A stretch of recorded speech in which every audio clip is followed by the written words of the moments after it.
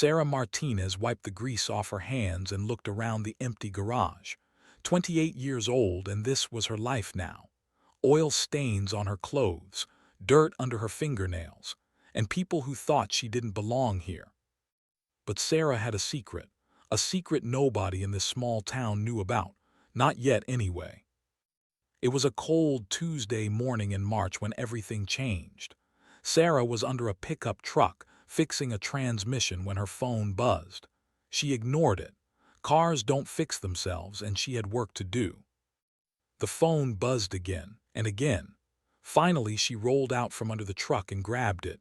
Unknown number. She almost didn't answer. "Is this Sarah Martinez?" a deep voice asked. "Yeah, who's this?" "My name is Robert Chen. I'm a lawyer from the city. I have some important news about your uncle, Victor Martinez." Sarah's heart sank. Uncle Victor. She hadn't seen him in years, not since she was a little girl. He was her dad's brother, the one who moved away and never came back. The family mystery, the one nobody talked about.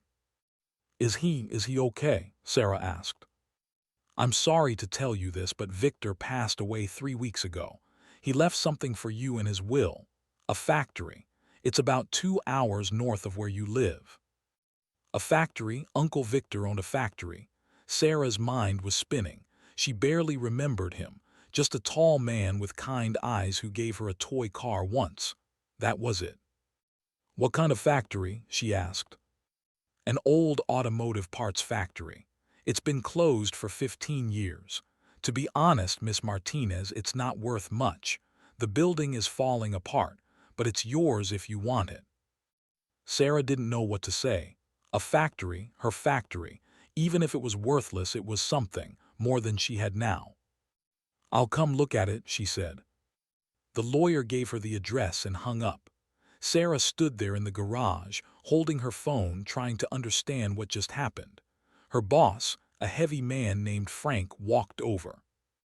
"You gonna stand there all day, or you gonna finish that truck?" he said. Frank never liked her. He made that clear from day one. He only hired her because he needed someone cheap. He told her that, said she should be grateful, said most garages wouldn't hire a woman. "I need to take a few days off," Sarah said. Frank's face turned red. "Days off? You just started 3 months ago. You think you can just leave whenever you want?" "Family emergency," Sarah said calmly. "Family emergency," Frank mocked. "You know what? Don't bother coming back. You're fired." Sarah looked at him. She should have felt angry, scared maybe, but she didn't. Something inside her felt free. "Okay," she said. She took off her work gloves and dropped them on the floor. "Goodbye, Frank." She walked out of that garage and never looked back. 2 days later, Sarah was driving her old Honda up a winding road, heading north.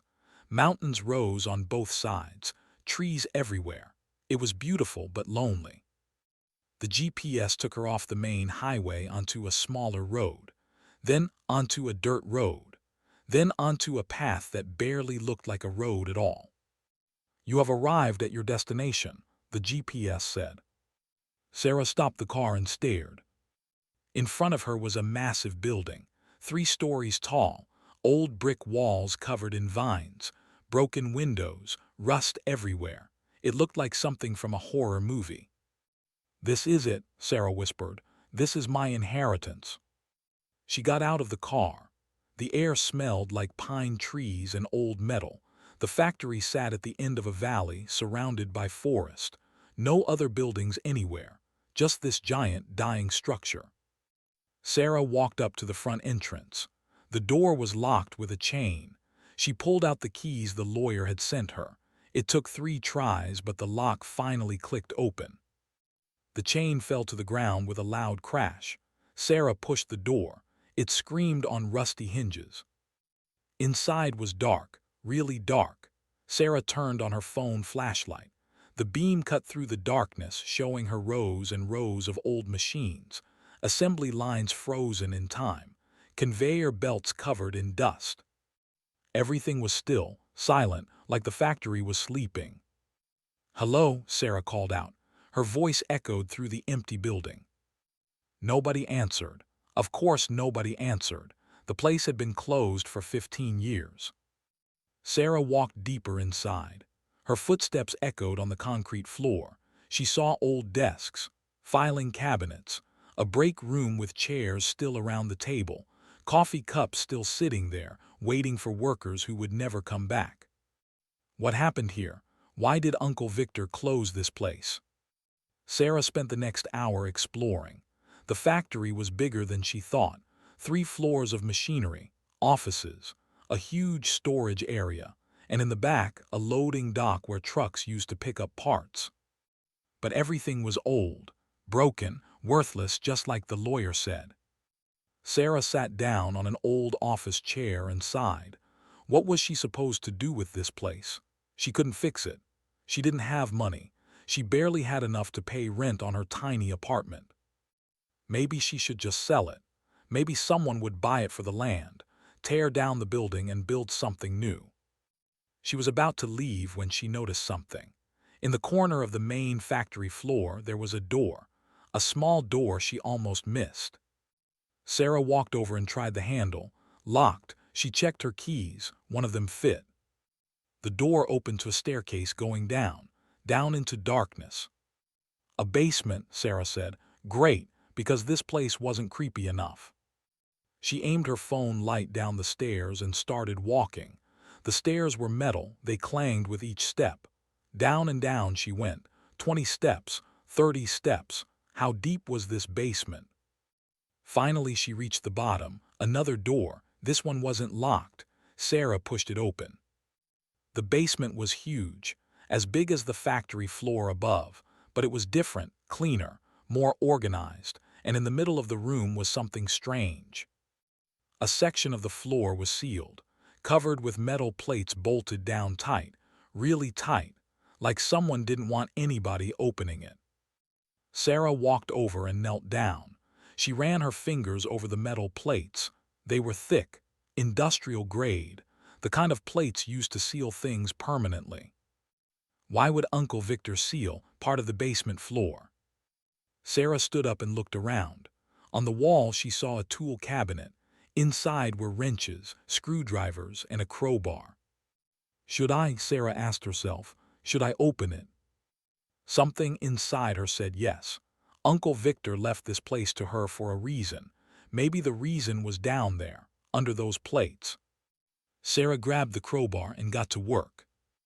It took 2 hours, 2 hours of pulling bolts, prying metal. Her hands were shaking, her arms hurt, but Sarah kept going. Finally, the last plate came loose. Sarah pushed it aside and looked down. There was another floor underneath, a false floor, and underneath that, a safe, a giant safe built right into the ground. Sarah's heart was pounding. This was it.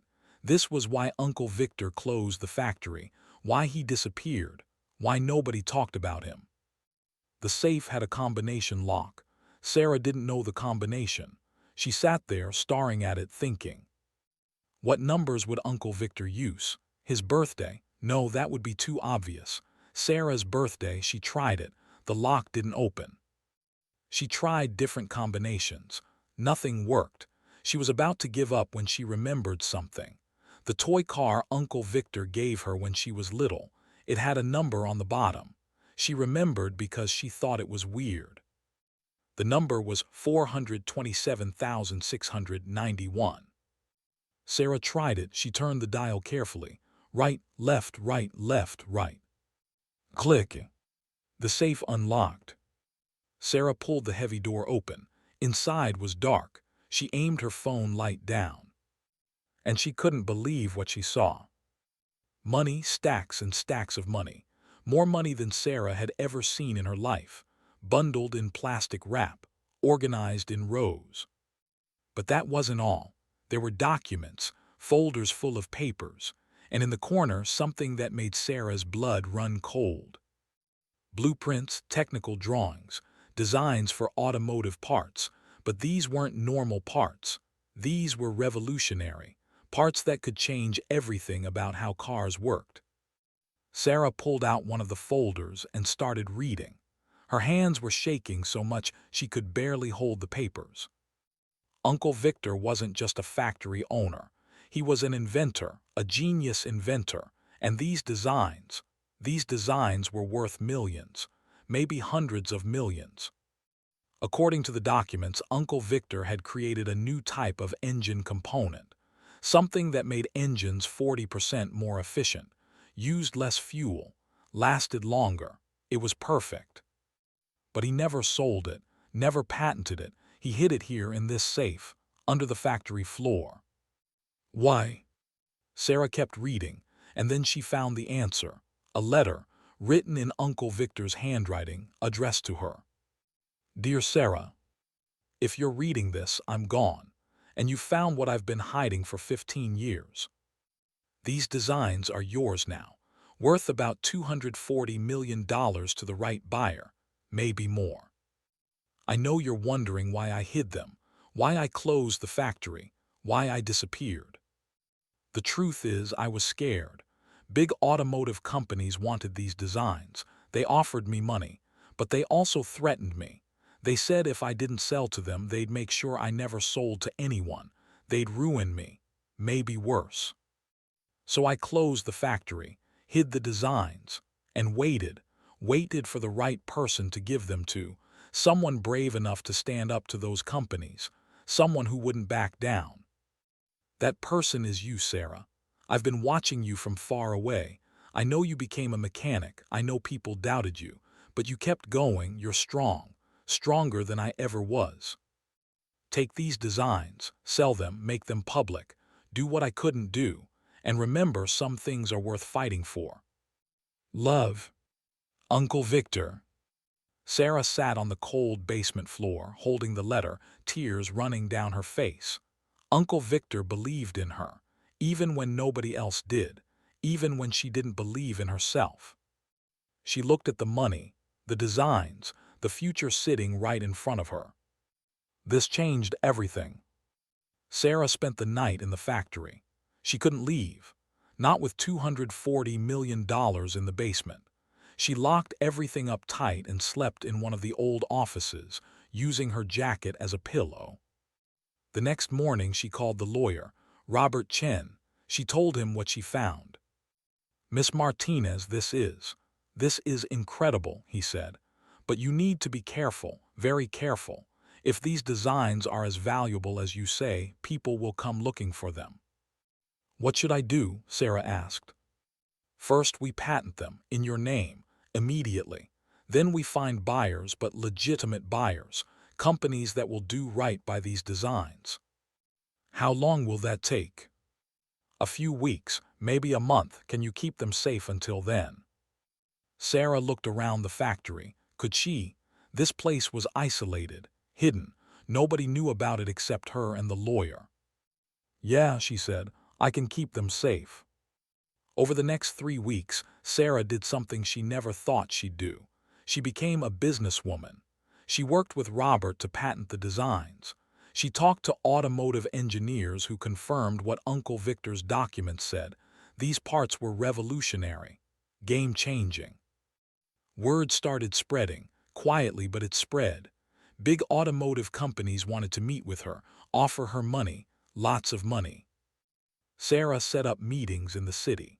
She drove down in her old Honda, wearing the only nice clothes she owned, and sat across from men in expensive suits who looked at her like she was nothing. They made offers, $50 million, $80 million, $150 million. Sarah said no to all of them. Why, they asked. This is a fortune, take the money, be smart. But Sarah wasn't interested in being smart. She was interested in being right. She wanted Uncle Victor's designs to go to a company that would actually use them, make cars better, help people, not just lock the patents away in a vault. The executives got angry. They weren't used to people saying no, especially not people like Sarah, a young woman, a mechanic, someone they thought they could push around. You're making a mistake, one executive said. His name was Richard Lawson. He ran one of the biggest automotive companies in the country. You think you're in control here. You think you have power. You don't. We do. And if you don't sell to us, we'll make sure nobody else buys from you either." Sarah stood up. She looked Richard right in the eyes. "Get out," she said. "Excuse me." "You heard me. Get out. This meeting is over." Richard's face turned red. "You'll regret this, I promise you that." He stormed out. Sarah sat back down, her heart pounding. Robert looked at her with concern. "Sarah, you just made an enemy of a very powerful man." "I know," Sarah said, "but Uncle Victor didn't hide those designs for 15 years just so I could sell them to a bully." Richard Lawson wasn't joking. Over the next week, things got bad, really bad. Suddenly, newspapers were running stories about Sarah, calling her a fraud, saying the designs weren't real, that she was trying to scam investors. Her phone wouldn't stop ringing. Reporters, lawyers, people threatening her, telling her to drop the patents, sell cheap, or else. Sarah's apartment was broken into. Nothing was stolen, but everything was trashed. A message, a warning. She went to the police. They took a report but said there wasn't much they could do. No evidence, no witnesses.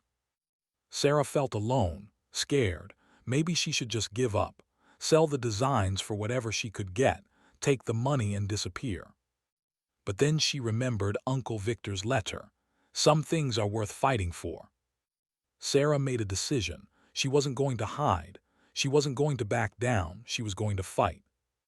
She called a press conference, a real one, invited every news outlet in the state, showed up at a hotel conference room wearing jeans and a t-shirt, standing in front of cameras and microphones. "My name is Sarah Martinez," she said, "and I'm here to tell you the truth." She told them everything about Uncle Victor, the factory, the designs, the threats, the bribes, everything. "Big companies don't want innovation," Sarah said. "They want control. They want to decide what gets made and what doesn't. They want to protect their profits, even if it means keeping better technology away from people who need it. These designs I have, they could make cars 40% more efficient. They could save people thousands of dollars on gas. They could help the environment. But companies like Richard Lawson's don't want that. They want to keep things the same, keep people dependent. Well, I'm not letting that happen. I'm going to find a buyer who will actually use these designs, and I'm going to make sure the world knows what these companies tried to do to stop it." The room exploded with questions, cameras flashing, reporters shouting. Sarah answered them all, calm, strong, confident. The news went viral. Within hours, Sarah's story was everywhere. Social media, TV news, international press. People loved it. A young woman mechanic standing up to corporate giants. It was the kind of story people wanted to hear. And then something amazing happened. Companies started calling. Different companies, smaller companies, innovative companies, companies that actually wanted to build something new. One company stood out, an electric car startup called Nova Motors. They were young, hungry, and they believed in Uncle Victor's designs. Their CEO, a woman named Jennifer Park, flew out to meet Sarah personally. "I've been following your story," Jennifer said, "and I want you to know Nova Motors isn't like those other companies. We want to build cars that change the world. Your uncle's designs could help us do that." Sarah liked Jennifer. She was honest, direct, no games, no threats. "How much are you offering?" Sarah asked. $240 million, Jennifer said, plus 5% of all profits from any cars using these parts, and your uncle's name on every patent. Victor Martinez deserves to be remembered. Sarah felt tears coming. This was it. This was what Uncle Victor wanted. "Deal," Sarah said. The contract was signed. The money was transferred. Sarah went from being a broke mechanic to one of the richest young women in the country, overnight. But the money wasn't the best part. The best part was what happened to Richard Lawson. After Sarah's press conference, investigators started looking into his company. Turns out, Richard had been doing a lot of illegal things, bribing officials, threatening competitors, hiding safety problems with his cars. Within 2 months, Richard was arrested. His company faced billions in fines. He lost everything. The news showed him being walked out of his office in handcuffs. Sarah watched on TV. She didn't feel happy exactly, just satisfied justice was done. Sarah used some of her money to reopen Uncle Victor's factory, not as an old parts factory, as something new, a training center, a place where young people could learn mechanics, engineering, skills that would help them build futures. She especially focused on young women, girls who were told they couldn't work with cars, couldn't be engineers, couldn't do men's work. "You can do anything," Sarah told them. "Don't let anyone tell you different." The factory that was supposed to be worthless became one of the most important training centers in the country. And above the door, Sarah put a sign, "Victor Martinez Innovation Center," where the underestimated become unstoppable. Frank, her old boss, saw Sarah on TV. He called her, asked if she needed any mechanics at her new center. "Sorry, Frank," Sarah said. "We only hire people who believe in others. You taught me that lesson." She hung up and smiled. 6 months after everything happened, Sarah was back at the factory. Her training center, watching young students working on engines, learning, growing, becoming mechanics and engineers. Jennifer Park visited. Nova Motors had just released their first car using Uncle Victor's designs. It was a massive success. Clean, efficient, affordable, everything people needed. "Your uncle was a genius," Jennifer said. "He was," Sarah agreed. "But he was more than that. He was brave. He knew these designs were important, and he trusted me to do the right thing with them." "Did you ever wonder why he chose you?" Jennifer asked. Sarah thought about it. "I think he saw something in me, something I didn't see in myself. He knew I wouldn't give up, even when things got hard." "He was right," Jennifer said. Sarah looked around the factory, at the students, at the machines, at the future being built right in front of her. Uncle Victor gave her more than money. He gave her purpose, confidence, proof that she mattered, that she could make a difference. And maybe that was worth more than $240 million. Sarah's story teaches us something important. Never let others define what you're worth. People judged her, called her weak, told her she didn't belong, but Sarah knew the truth. She knew she was strong, capable, worthy of respect. The world is full of people who will try to make you feel small. Bosses like Frank, executives like Richard, people who think they have power over you. But here's the secret they don't want you to know. Real power doesn't come from money or position. It comes from knowing who you are, what you believe in, what you're willing to fight for. Sarah was just a mechanic, but she beat some of the most powerful people in the automotive industry. How? By refusing to give up, by standing for what was right, by believing in herself when nobody else did. So the next time someone tells you that you can't do something, remember Sarah. Remember the factory. Remember the sealed floor that held $240 million and a future nobody expected. Sometimes the quietest person in the room holds the most power, and those who judge by appearances, they're the ones who never see it coming. Now I want to hear from you. Drop a comment and tell me, have you ever been underestimated? What did you do about it? Let's talk in the comments below. And if this story inspired you, make sure to like this video and share it with someone who needs to hear it. Because we all need reminders that we're stronger than we think. Thanks for watching. See you in the next story. But wait, the story doesn't end there. Because 6 months after Sarah opened the training center, something else happened. Something nobody expected. Remember the money in the safe. The $240 million Sarah got from selling the designs. Well, Sarah didn't keep all of it. She couldn't. Not when she knew how many people needed help. Sarah created the Victor Martinez Foundation, a charity that helped young people from poor families go to college, study engineering, learn trades, build futures. She donated $100 million to start it. $100 million, money that would change thousands of lives. The news covered it. People couldn't believe it. A young woman who grew up with nothing, giving away that much money. Why, reporters asked. Why not keep it? You earned it. Sarah smiled. Uncle Victor didn't give me this money to hoard it.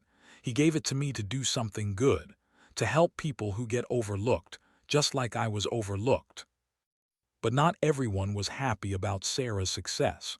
Richard Lawson was in prison, but he had friends, powerful friends, and they didn't forget what Sarah did to him. The second challenge. 1 year after the deal with Nova Motors, Sarah got a visitor at the training center, a man in an expensive suit. His name was Marcus Webb. He was a lawyer, but not the good kind. "Miss Martinez," Marcus said, walking into her office without knocking. "We need to talk." Sarah looked up from her desk. She didn't like this man. Something about his smile felt dangerous. "Who are you?" she asked.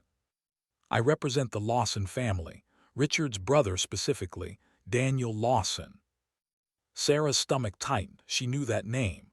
Daniel Lawson ran an even bigger company than Richard did. More money, more power, more connections. "What does he want?" Sarah asked. Marcus sat down without being invited. "Daniel believes those patents you sold. They weren't actually yours to sell. He claims Victor Martinez stole the original designs from Lawson Industries 20 years ago, before he opened his factory." Sarah stood up. "That's a lie. Uncle Victor created those designs himself. I have all his notes, all his research." "Do you have proof he didn't steal them?" Marcus asked.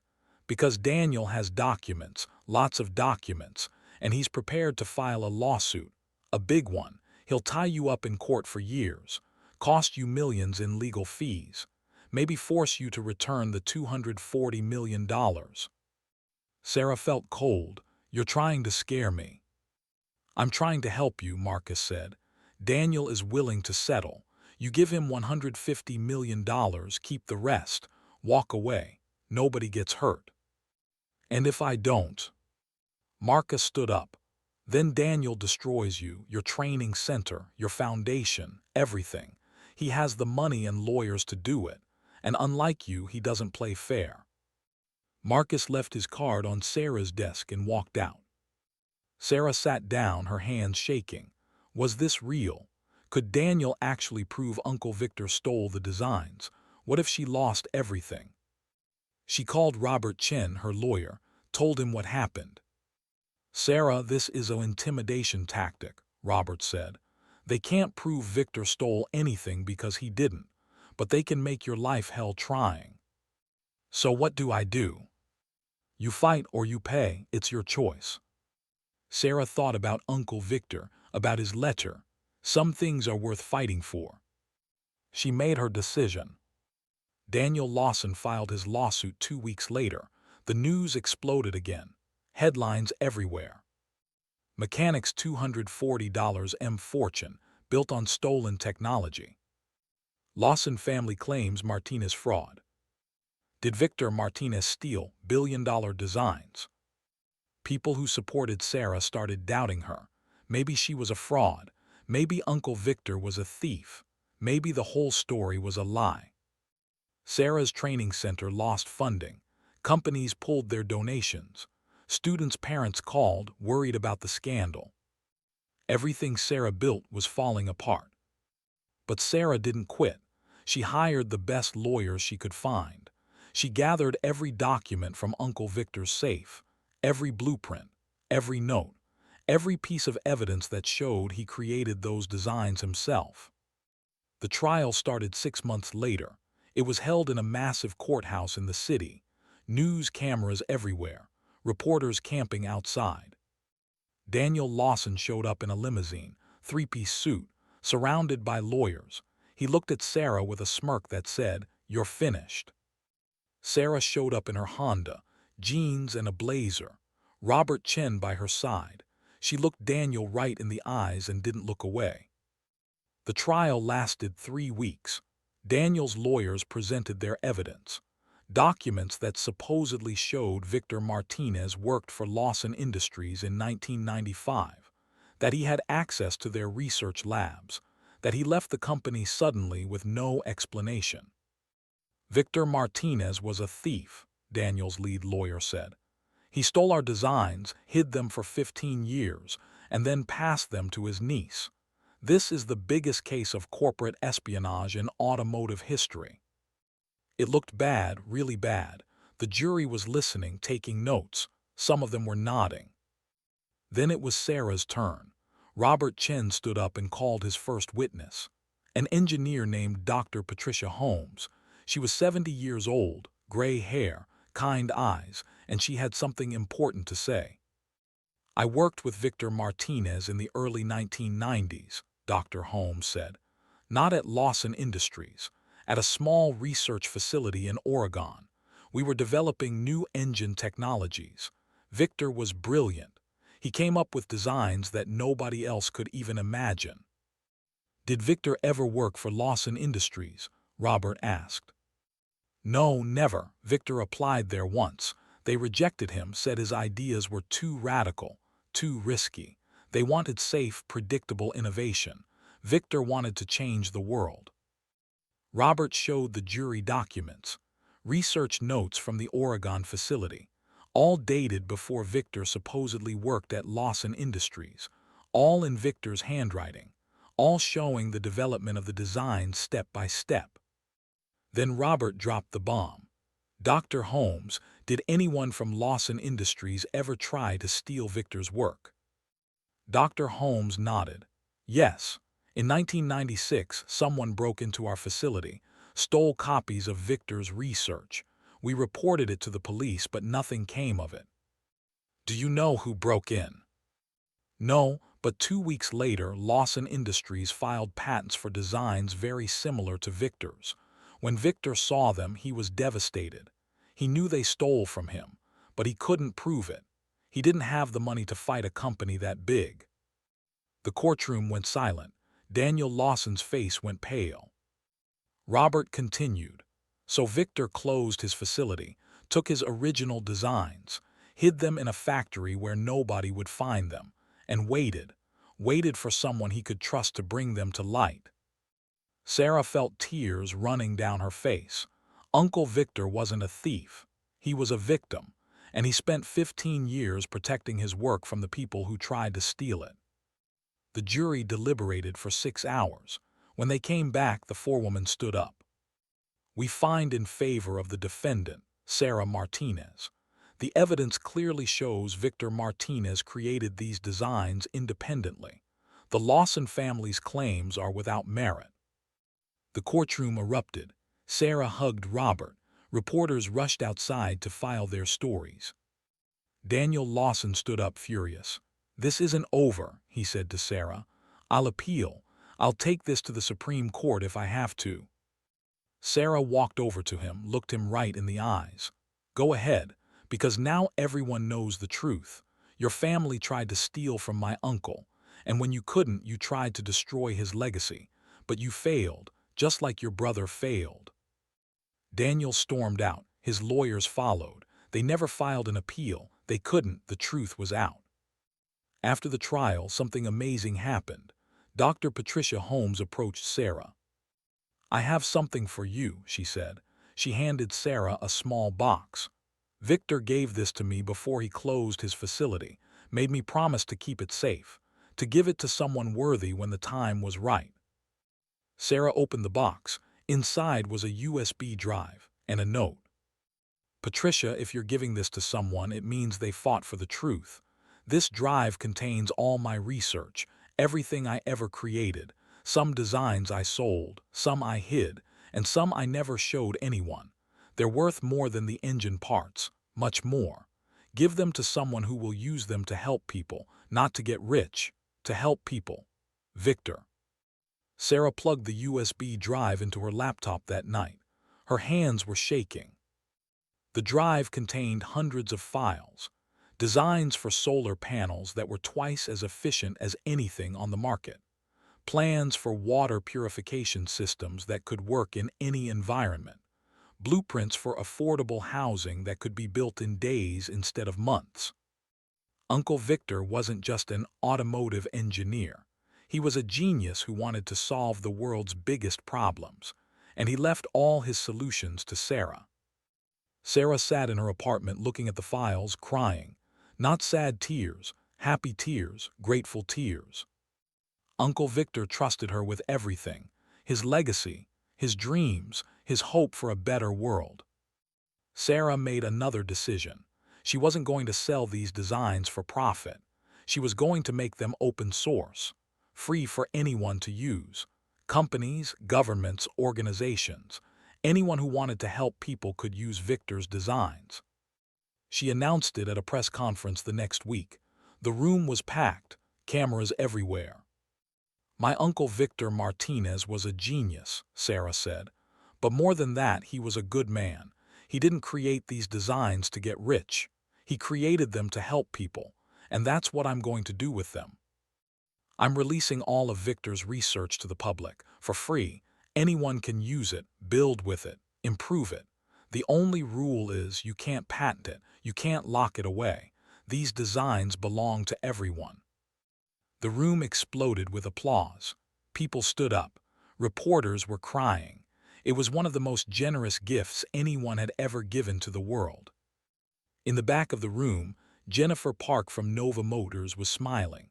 She walked up to Sarah after the press conference. "You just changed the world," Jennifer said. "No," Sarah said. "Uncle Victor changed the world. I'm just making sure everyone knows it." 5 years after Sarah found the sealed floor in the factory, she stood on a stage in Stockholm, Sweden. She was wearing a dress, a real dress, something she never thought she'd wear. She was receiving the Nobel Prize, the Nobel Peace Prize, for her work releasing Victor's designs and helping millions of people around the world access clean energy, clean water, and affordable housing. The King of Sweden handed her the medal. The crowd stood and applauded for 10 minutes straight. In her speech, Sarah talked about Uncle Victor, about being underestimated, about fighting for what's right even when it's hard. "I was just a mechanic," Sarah said. "People told me I didn't belong, that I wasn't smart enough, strong enough, good enough. But my uncle saw something different. He saw someone who wouldn't give up, who wouldn't back down, who would fight for people who couldn't fight for themselves." We all have that person inside us, that fighter, that hero. We just need someone to believe in us, to give us a chance. Uncle Victor gave me that chance, and now I'm giving it to others. To every young person watching this, you are enough. You are worthy. You are capable of amazing things. Don't let anyone tell you different. And when you succeed, reach back and help someone else up. That's how we change the world, one person at a time. The applause was deafening. Sarah looked out at the crowd and saw faces from every country, every background, every walk of life, all united by hope. After the ceremony, Sarah flew home, back to the training center, back to the factory that started everything. She walked through the building, saw hundreds of students working, learning, growing, building futures. Frank, her old boss, worked there now, not as a boss, as a janitor. Sarah hired him after he lost his garage and had nowhere else to go. She didn't do it to be cruel. She did it to give him a chance to learn, to change, to become better. "Evening, Miss Martinez," Frank said, nodding as she walked by. "Evening, Frank," Sarah said. "How are the students treating you?" "With respect," Frank said quietly. "More respect than I deserve." "Everyone deserves respect, Frank. You taught me that, even if you didn't mean to." Sarah walked down to the basement, to the place where she found the safe. The sealed floor was open now. The safe was empty, but Sarah had turned that space into something new. A museum, the Victor Martinez Memorial Museum. Inside were all of Uncle Victor's original notes, his blueprints, his tools, and his story. Thousands of people visited every year. Students, engineers, dreamers. They came to see where it all started, where one man's genius and one woman's courage changed the world. Sarah sat on the floor where the safe used to be. She pulled out a picture of Uncle Victor, the only picture she had, him holding her when she was 5 years old, both of them smiling. "We did it, Uncle Victor," Sarah whispered. "We did it." Sarah's story reminds us of something important, something we all need to hear. Your past doesn't define your future. Where you come from doesn't determine where you're going. What people say about you doesn't change who you really are. Sarah could have given up when Frank fired her, when Richard threatened her, when Daniel sued her, when the whole world doubted her. But she didn't. She kept fighting, she kept believing, she kept pushing forward. And that's the real secret to success. Not luck, not privilege, not being born into the right family or having the right connections. It's perseverance, it's courage, it's refusing to let anyone else write your story. Sarah wrote her own story, and it's one of the most inspiring stories of our time. So what's your story going to be? Are you going to let others define you, or are you going to define yourself? Are you going to give up when things get hard, or are you going to fight for what you believe in? Are you going to stay small and safe, or are you going to be brave enough to change the world? The choice is yours. It's always been yours, just like it was Sarah's choice, just like it was Uncle Victor's choice. They chose courage, they chose truth, they chose to fight for what's right. What will you choose? All right, I want to know what you think. Did this story inspire you? Did it make you think differently about your own life? Drop a comment below and let me know. And here's my challenge for you. Think of one person who underestimated you, just one. Now imagine proving them wrong. How would that feel? What would you need to do to make it happen? Write it in the comments. Let's hold each other accountable. If you loved this story, smash that like button and subscribe for more incredible true stories about people who refuse to give up. We post new stories every week. Share this video with someone who needs to hear it. That friend who's struggling. That family member who's doubting themselves. That coworker who's being treated unfairly. Send them this video. Let them know they're not alone. Remember, you are stronger than you think, braver than you believe, and capable of more than you can imagine. Thanks for being here. Thanks for listening. And thanks for being part of this community. I'll see you in the next story. Until then, keep fighting, keep believing, keep being amazing. This is your reminder. You matter. Your story matters. And the world needs what only you can give. Now go out there and prove everyone wrong, just like Sarah did.